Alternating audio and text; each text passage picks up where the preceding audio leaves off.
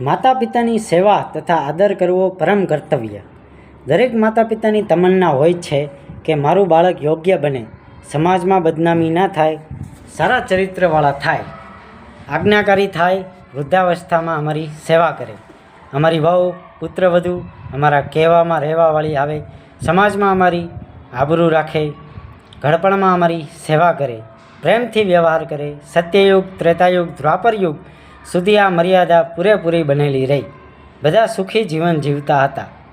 કળિયુગમાં કેટલાક સમય સુધી તો બરાબર ચાલ્યું, પરંતુ વર્તમાનની સ્થિતિ વિપરીત જ છે.